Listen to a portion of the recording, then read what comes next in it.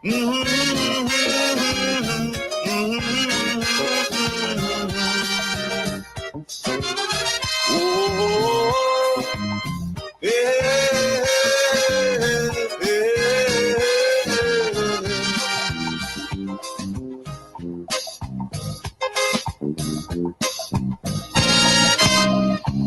much of things that we need to see about.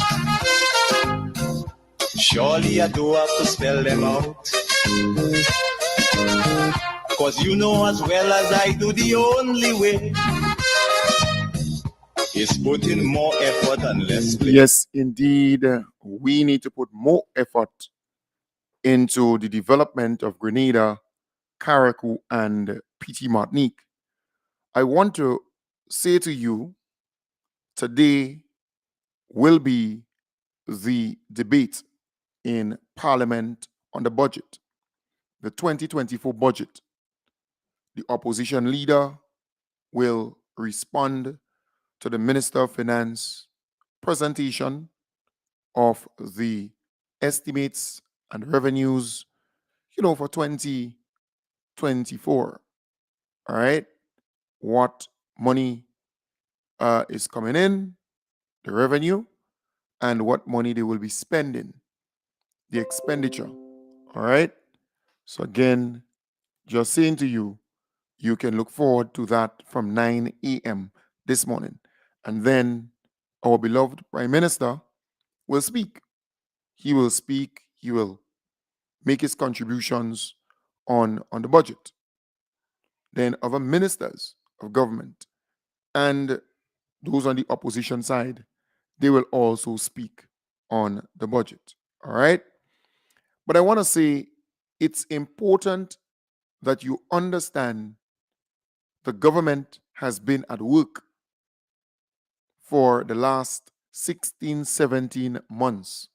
So not just the budget document you have to focus on, but look at the whole package of what the NDC administration has been able to deliver and bring to our people.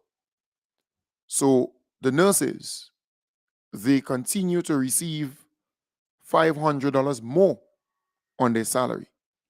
The doctors are soon to receive $1,000 more on their salary.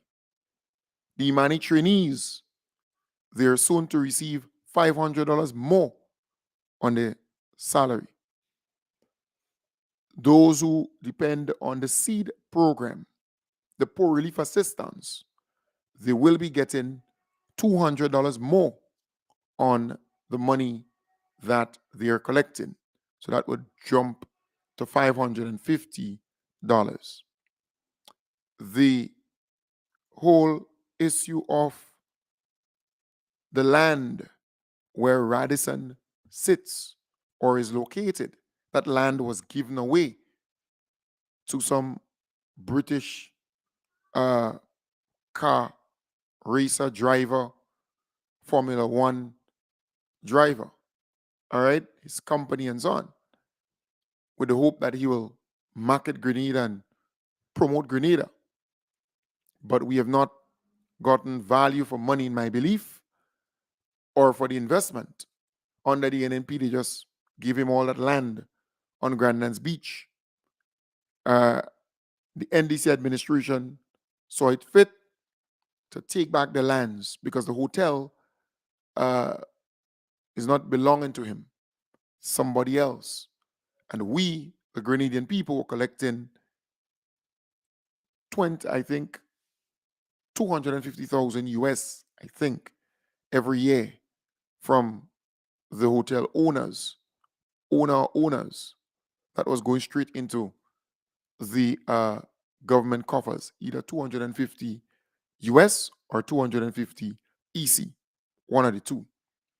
So I stand to be corrected in terms of the figure, but we were collecting money every year as part of the leasehold. But that land was given freehold to this particular individual. So the NDC got that back in the name of the government and people of Grenada.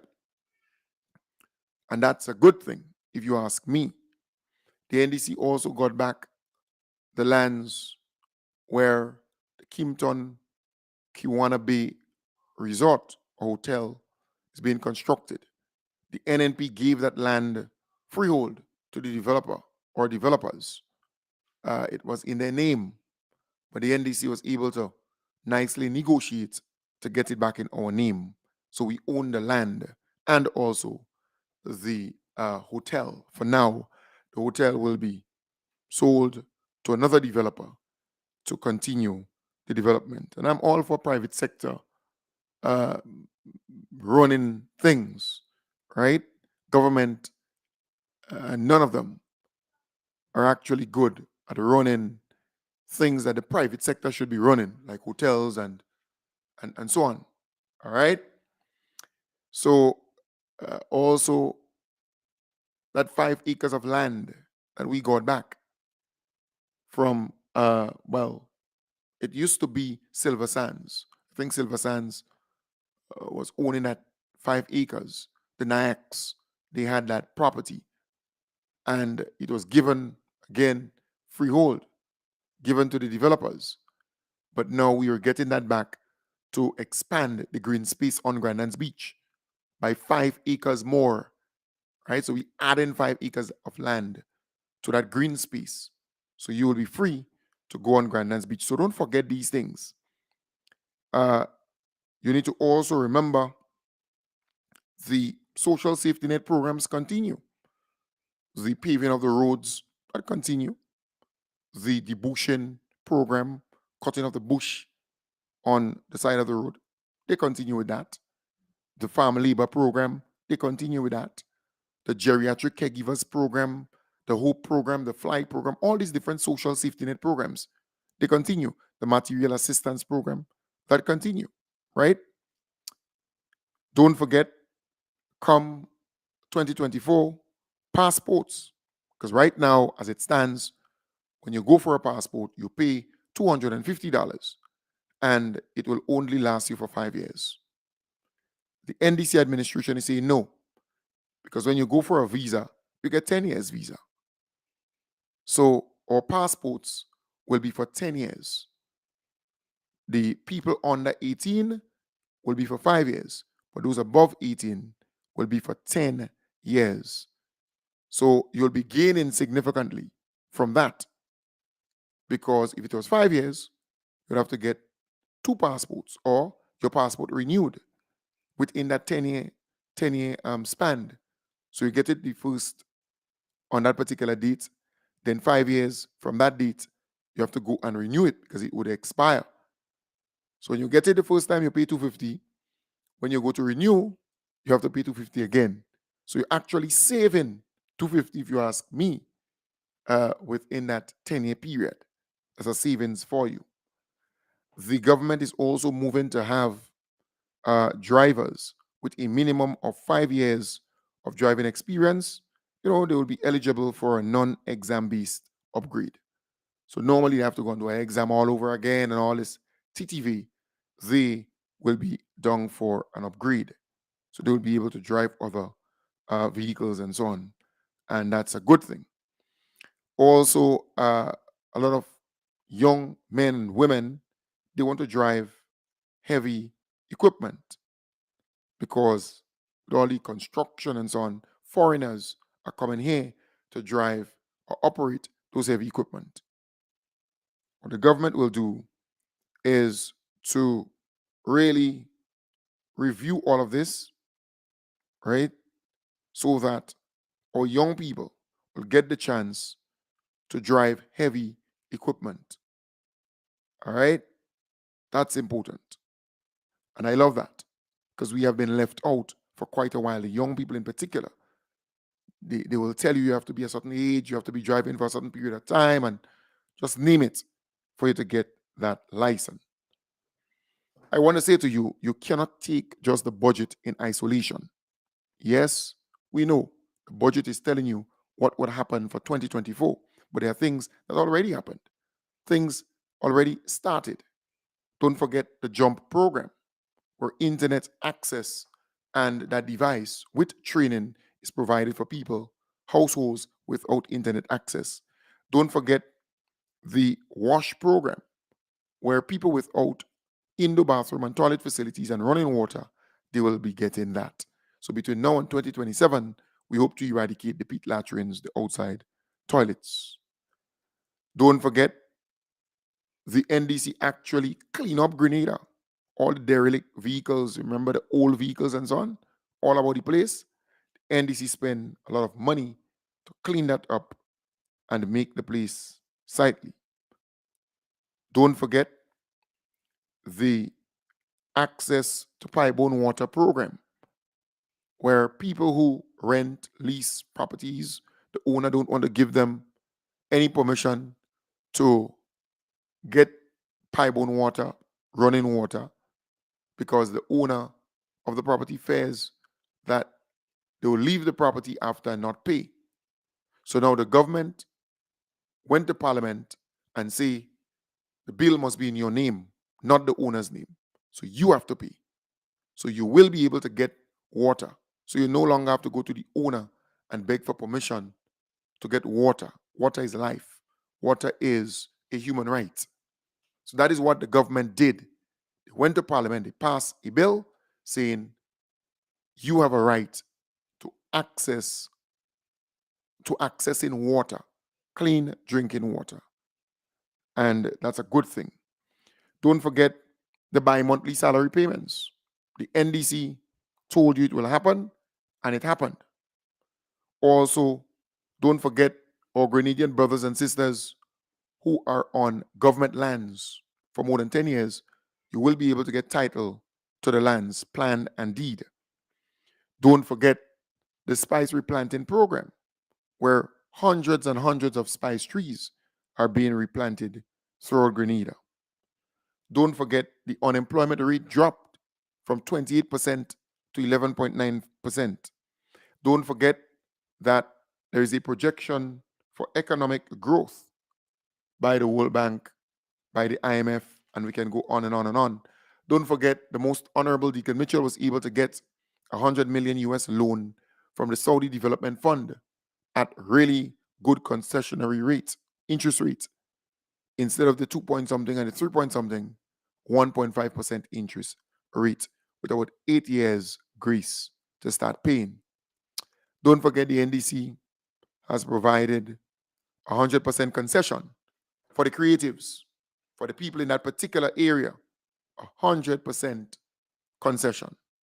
All right? Public servants come December, this December, will receive 25% bonus on their salary. All right? Don't forget the NDC administration paid pension and gratuity in the sum of $75.1 million. Don't forget the doc salaries that the NNP took from teachers and public officers were refunded, repaid in the sum of $1.2 million. Don't forget the TAMCC, teachers, lecturers, faculty. They were on protest for months and weeks and weeks and weeks. And they were paid $22.5 million. And things are all back to normal there. Don't forget the free tuition policy. $2.5 million or so being spent on our young people, absorbing that $810 tuition cost for NULO and TAMCC. The NDC administration will continue with the VAT-free items or items that people really need. They will not attract VAT for yet another year. So again, it's a serious sacrifice if you ask me.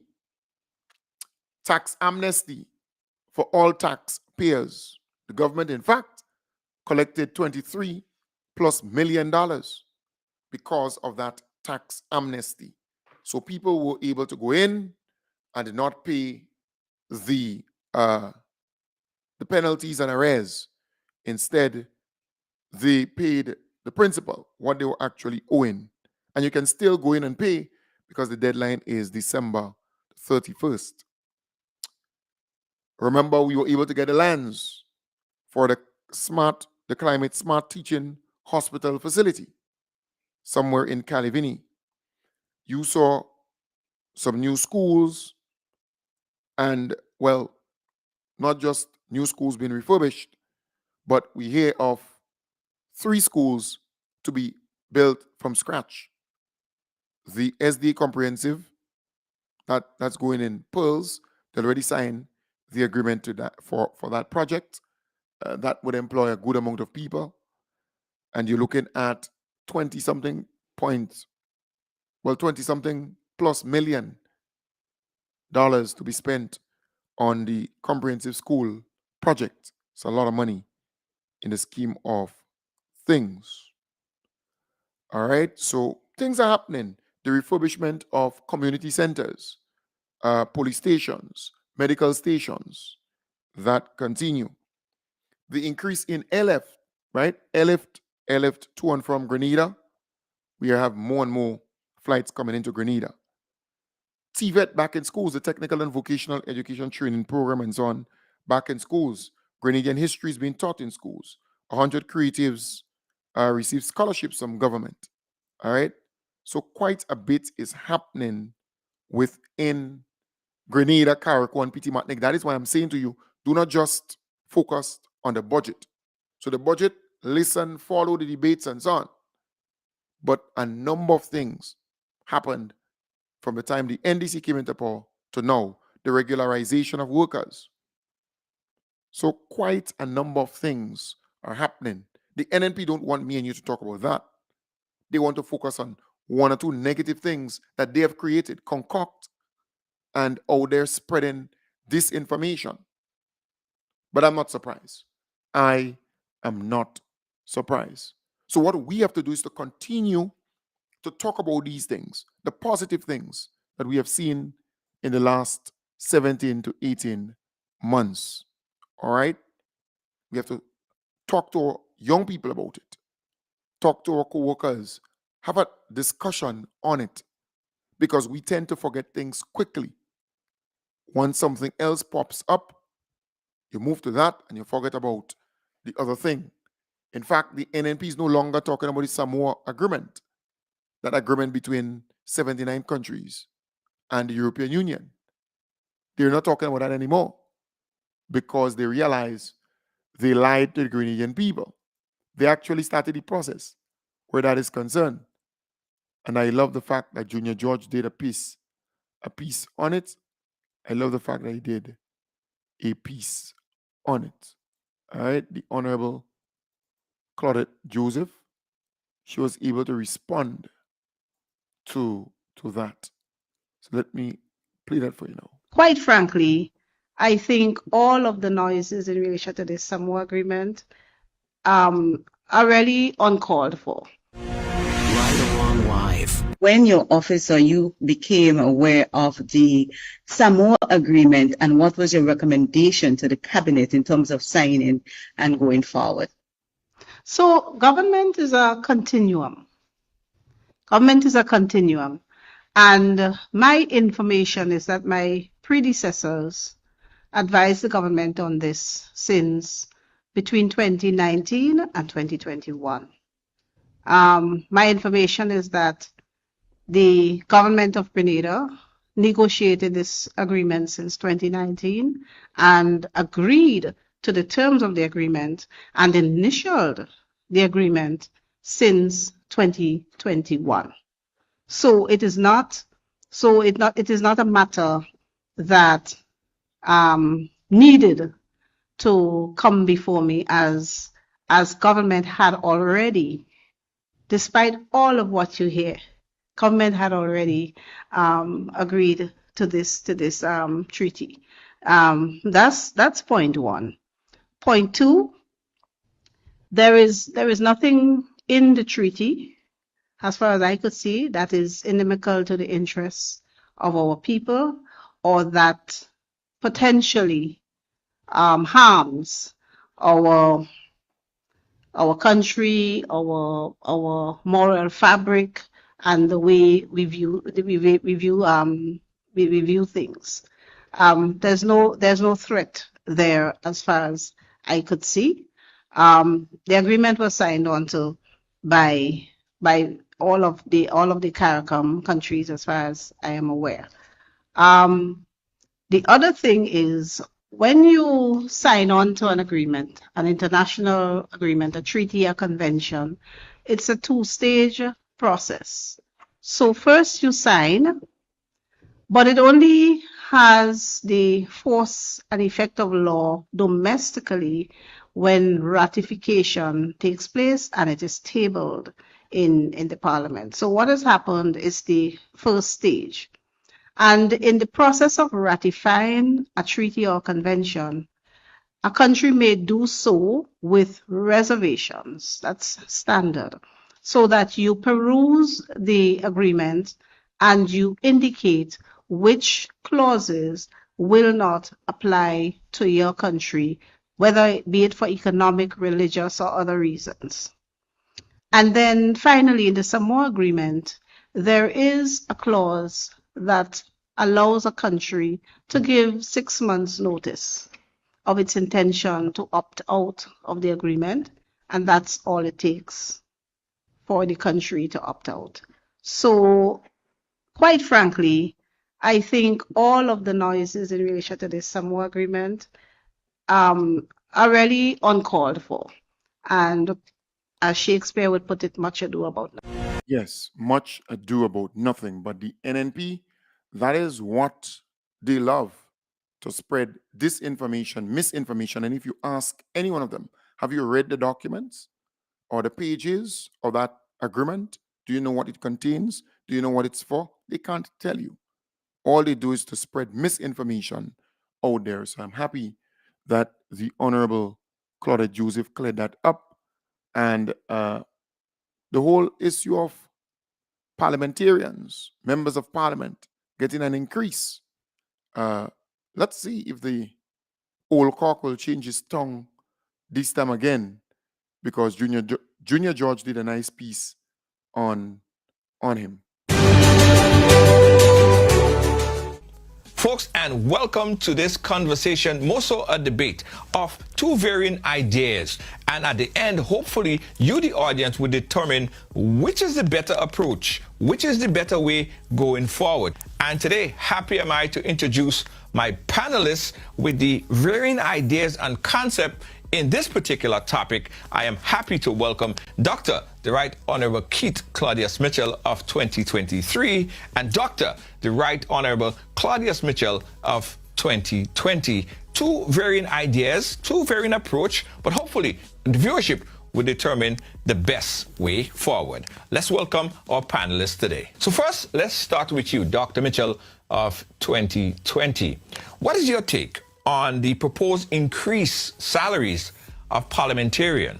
I do believe that members, ministers of government need to be compensated much more appropriately than they have in fact been, that in fact have been done over the years. I think we politicians are partly responsible for the state of play, because when we're in opposition, if the government move to correct one aspect of unfairness in this process, opposition give a lot of licks. Hold on. What exactly do you mean by give a lot of licks? Please explain. When you're in government, makes it very difficult for you to turn around and get the support. But I think we should reach the point to realize that we're doing a serious disservice to the country. But wait, Dr. Mitchell, are you saying that you are in support of the increase in salary for parliamentarians? You see, in the estimate, the minister who heads the ministry is allocated $67,000. But if you look below, you see several persons whom the minister is managing, some $90,000+. Many persons in a particular ministry. It is clear to me, it's unfair. In fact, I would go as far as to say it's immoral Unfair and immoral. Interesting. Interesting. Very interesting. Dr. Mitchell, of 2023, is that fair? Is that moral?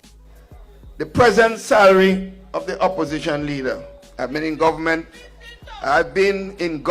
sisters and brothers, since 1984. That's almost 39 years coming. Sisters and brothers, my salary is about 3,000 EC. Your representative here just got into government, never worked in our life, but her salary is almost $9,000. 9,000. I mean, moderate. But what do you say, Dr. Mitchell, of 2020? What's your take on that? If we're serious about wanting people to serve, if we're serious about people having to make the necessary sacrifice with their own family, having to suffer. You read the story of a member of Southeast, and with the limited resources they are getting, they still have to take out of it. In fact, you get requests, Mr. Speaker, every day. You get requests. Every church writing you for donation. Every school writing you. They don't write the permanent secretaries. They don't write the technical officers in the ministry. Every sporting club, Mr. Speaker, come to you. Well, especially in case I'm being Prime Minister and Minister of Finance. Everybody come from all over the country, not just my constituency. In fact, I always say to people, when I'm in opposition, I am better off financially than when I'm in government. So hold up, are you saying that if you're an opposition MP, you're in a better position? Because when people come to me and make demands in opposition, well, you know I'm not working. And you see that what they pay the leader of the opposition, 20-something thousand a year, a month. Sorry, a year. So that's only 2,000 something. That can't buy gas. I want to know, and I'm sure that our audience is very interested to hear as well. So please tell us more about the salaries of ministers. The former Minister of Youth, the former Minister of Education, they're here tonight. Their salary right now as a opposition parliamentarian is just over $1,000. Who the hell could live on $1,000? $1,000? That's pathetic. That's pathetically low. But who created? But never mind. Go ahead, sir. Go ahead. No. It seems to me that if you increase the salaries of the parliamentarians who are not members of the government or ministers and give them a decent salary, $5,000 or $6,000 will be acceptable to the people of this country, because they have to perform a task of representing their constituents. But my friends, let me tell you this.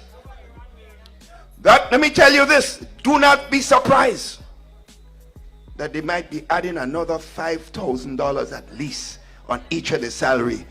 So tell us exactly what you think should be done at this point. I would recommend appropriately the salary for the Prime Minister and every member, including any opposition members, or if there are, or parliamentarians. I don't know whether they are yet. I still don't know. Based on what I heard today, I'm not sure what I heard. So I can't say there is. But they must be paid appropriately. Gentlemen, I thank you so much for coming on and giving us two separate and different approach. Right. So that was Keith Mitchell then and now. And you be the judge. That's how the guy operates. He says something in the past, comes back, and he sees something totally different, because it's all about power, remaining in power. He doesn't care anything. But at 9 o'clock, you're going to tune in. You're going to follow what's going on there. I want to thank my good friend Junior George for that piece there. I want to also say, I know the St. Andrew Northwest, I know the Honorable Gloria Thomas sent me some stuff this last night there. Let me just remind you about the event. She said this, right, they have a dinner today Let me look for it. All right, that is St. Andrew. All right, let me see. Good. The St. Andrew Northwest Constituency Branch, they have a Christmas dinner. That's today, Thursday, the 7th of December, 7 p.m. At Papa D's. That's Maribou St. Andrew.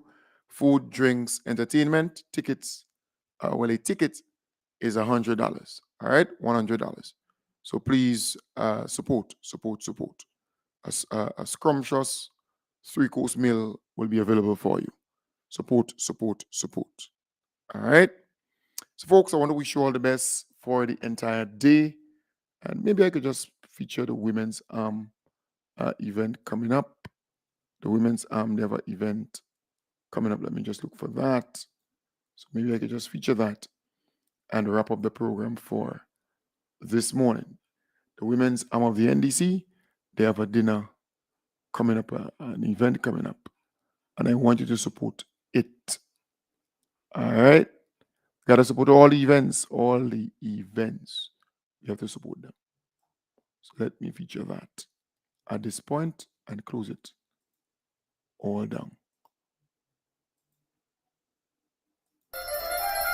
The women's arm of the NDC invites you to its Christmas dinner themed and evening of elegance at the Spice Basket on Friday, December 15th. Tickets are $100 per person or $180 per couple. Come and enjoy a fine dining experience, then dance the night away. For tickets, call 449-5872 or 429-5177. It's an evening of elegance, hosted by the women's arm of the NDC at the Spice Basket on Friday, 15th December. Call now for your tickets and right. So please support them.